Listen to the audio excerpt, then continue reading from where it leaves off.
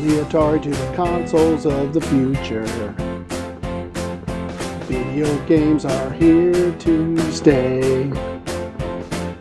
We play all night like we just discovered gaming, making friends and trying to master each game. Going to the store for midnight releases. Then you'll call and sit to work and play all day.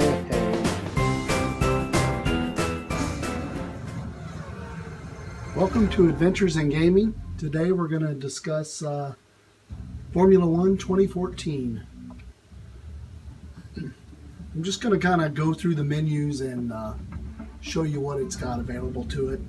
Welcome to Formula 1 2014. Forgive my janky sort of video recording, but I don't have a capture card that's hooked to my Xbox to a PC, so we'll just go through and explain what we got going on here. You got your different menus across the bottom. Grand Prix is basically just a race mode, and you can go through and select your teams, whichever one you want, and then select your driver that you want and do a single race. The difficulty setting, the smaller number of dots out of the 4 on the team tells you how much better the team is in real life. All these cars are based off of real life statistics. So Ferrari, you're going to be with one of the better teams, but as you move down through the pack and you go to Lotus, you'll see they're a much harder team to race with because their cars are slower, all the way down to all the teams that are in F1 right now. Career mode is that. One thing new this year that you can do is you can opt to do the evaluation test if you want. You don't have to. You can set up your difficulty settings by itself. There's Season Challenge, where you go through different difficulty levels and you'll race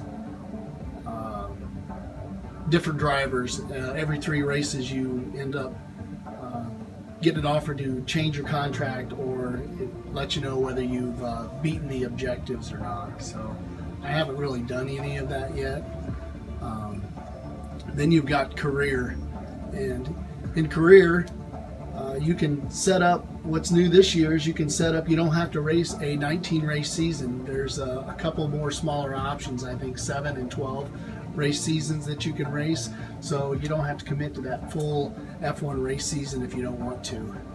Within that, you've got a main hub, you've got emails, you've got contract offers, your standings that are in there. I think I've only raced 2 or 3 races, and you can see the team that I'm with. I'm ranked 17th right now, and I got 0 points because I haven't scored any points. In F1, for those who don't know, you only get points for the top 10 positions that you finish.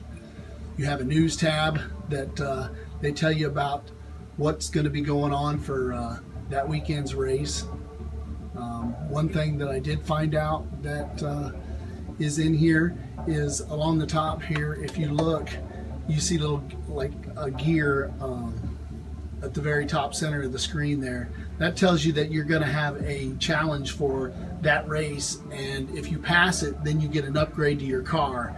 And you do those along throughout the season, and your car will actually get better and better throughout the season, which will give you a better opportunity for a better contract offer and the like. So I picked a really slow team because I want a career that I can go through and actually progress from season to season until I get a championship, which I'm hoping will be in my 3rd season. So that's pretty much career mode in a nutshell anyway. Multiplayer is that you can do split screen multiplayer. You can do a system link, which I have never ever done. Split screen racing, I don't have anybody else here that wants to race with me, so I probably won't be doing any split screen either. But Xbox Live, you can go through and just do a quick match where it'll just put you into a match. You can create a custom race where you can set up all the race settings that you want, however you want it, and then launch that lobby, and then other drivers that are online can join it. Something that F1 has had for a long time, and that's co-op championships, where you and a friend can get online and run a full season together and go head-to-head against all the other cars in the field and see who can become the #1 driver of the team and who can win a championship or score podiums, stuff like that. There's online leaderboards and show Xbox Live Party, which is really not that big a deal.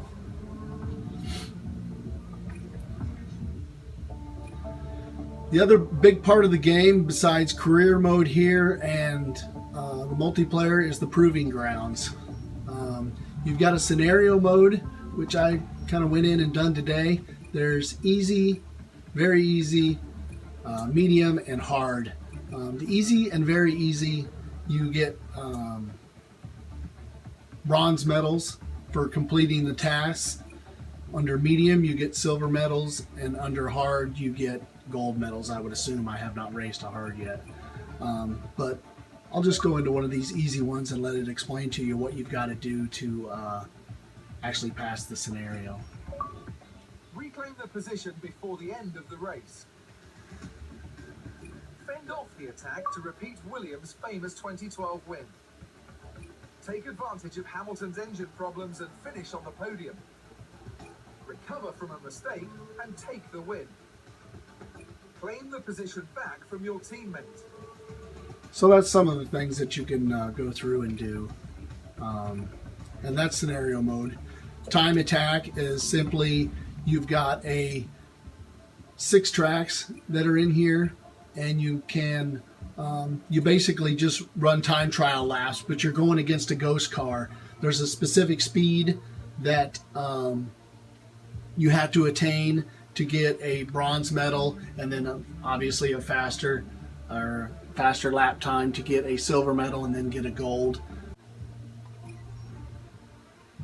So one of the things that you can do in here is actually select one of these slots, which is kind of neat, and say, what's the next target time? Or you can say, hey, I've got a friend that's ran this scenario here. Why don't I plug his time in here? And I can go in here and say select, and say race this ghost.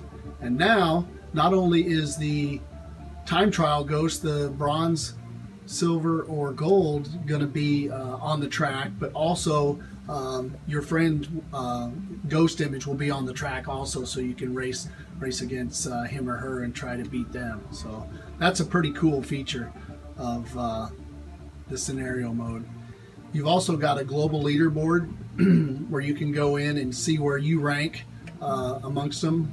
As you can see, I got all golds on each of the races, and if I want to move up a spot, I have to increase my total time by 0.012 seconds to be able to move up into that 1206th position.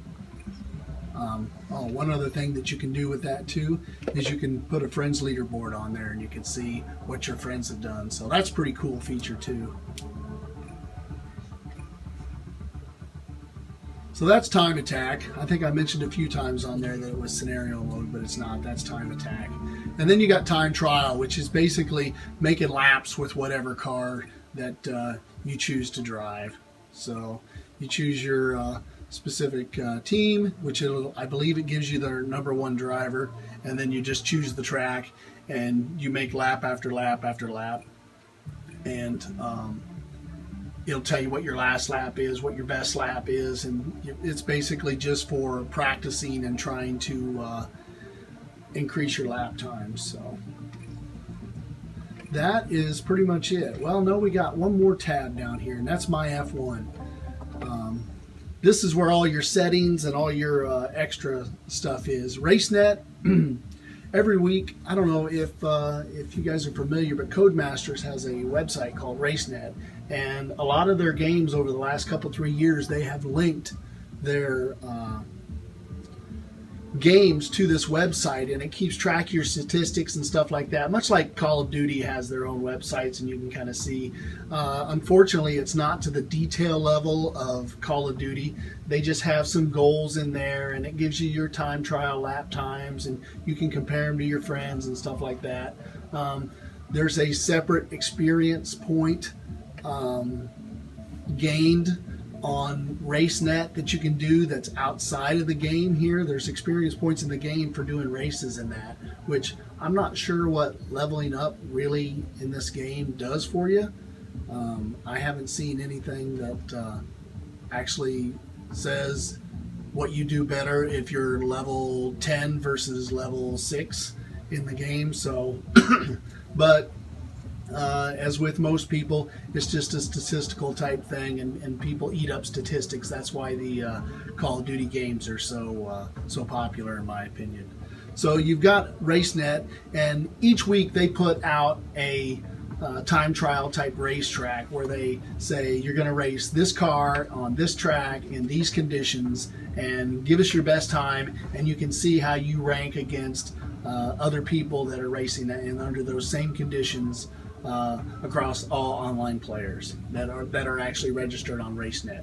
So you got to go register on RaceNet. You've got to link your Xbox 360 account to it, and then come back to your game. It's pretty easy and self-explanatory on the website. They tell you exactly how to do it. So it's kind of a neat little feature. I quite enjoy it and have raced a lot of the events that they create.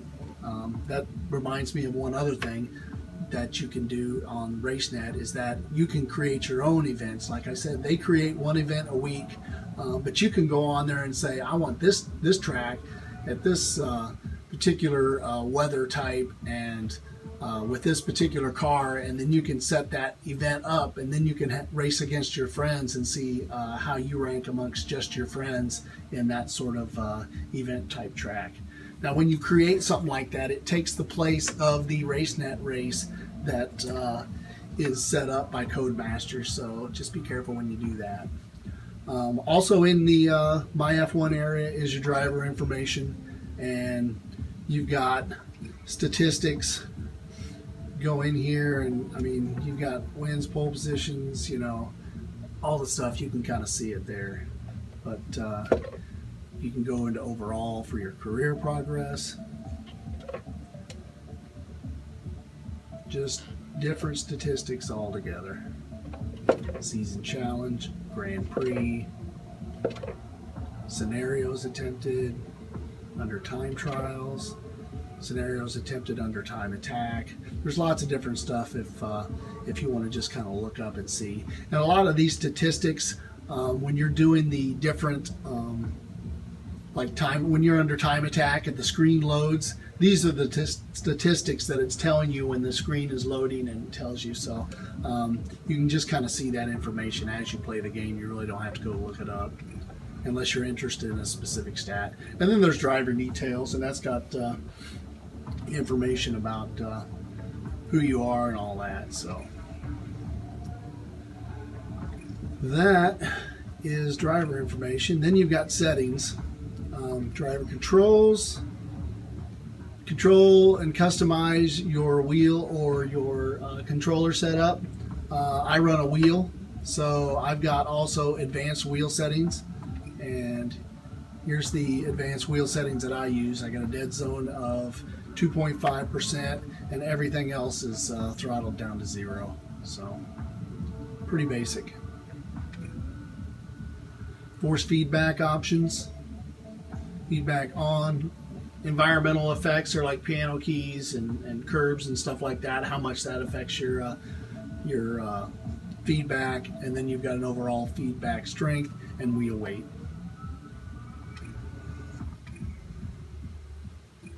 Difficulty level, there's a number of things to adjust here. I've got mine set to custom. When you do the Young Drivers test, it will suggest difficulty settings for you.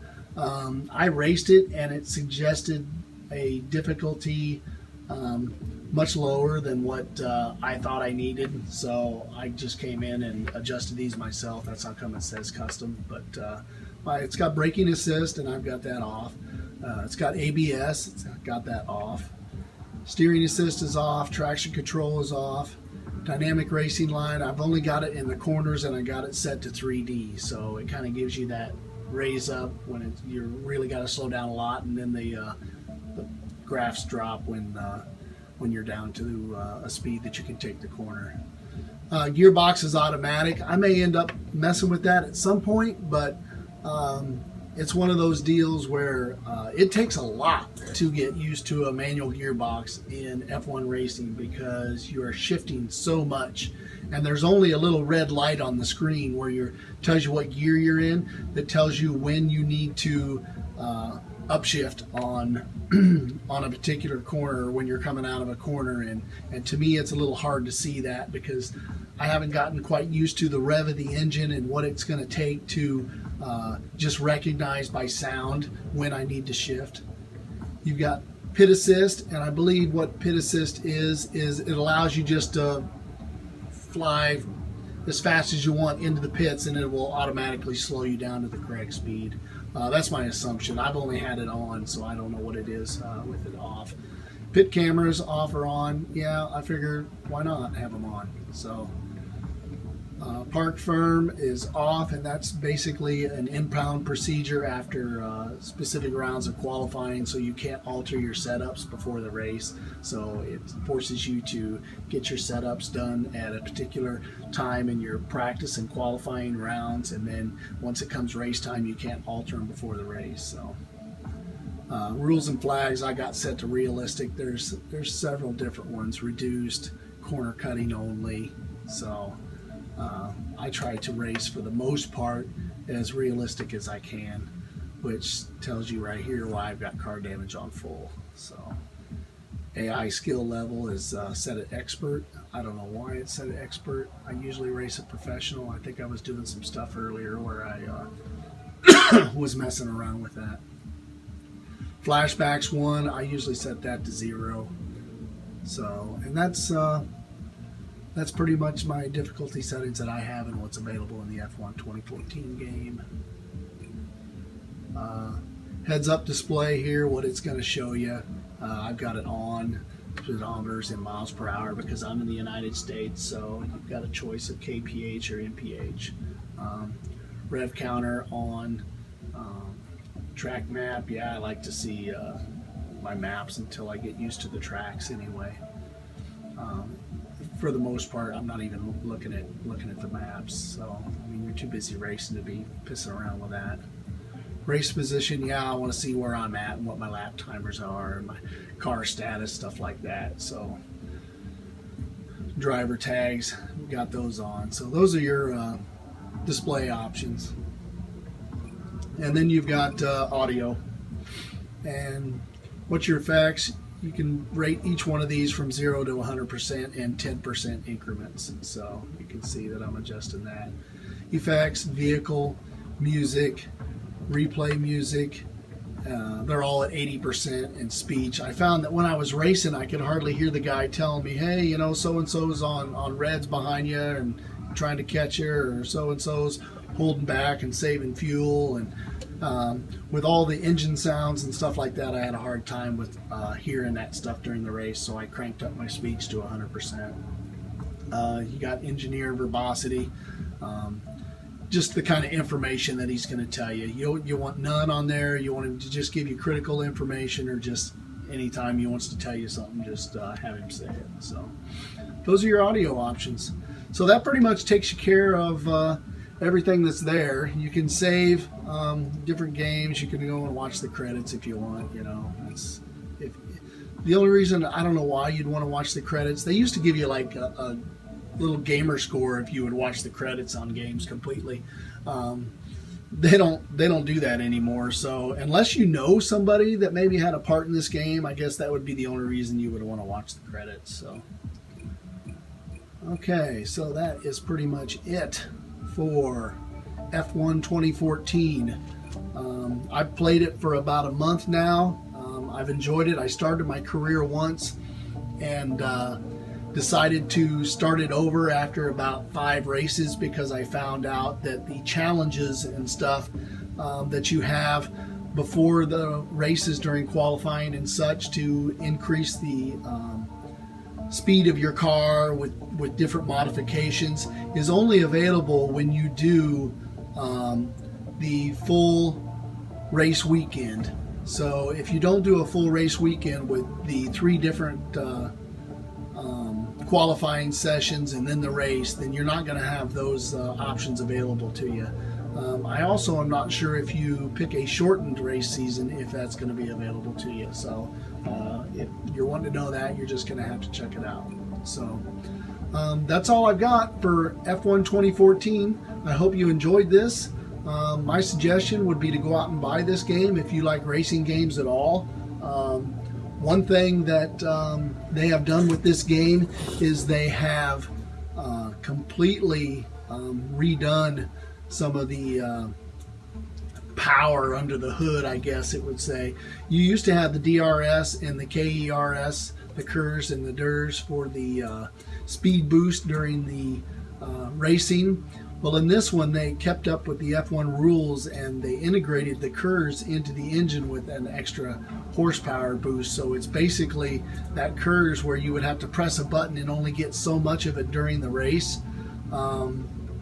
They integrated that into the engine or into the throttle, and so the throttle on these cars is absolutely super sensitive as far as I'm concerned. So it really takes a fine line between, and I've only raced it on a wheel, on your accelerator pedal, between spinning out or spinning the tires and getting good acceleration off of a corner because of that integration of KERS into the actual engine.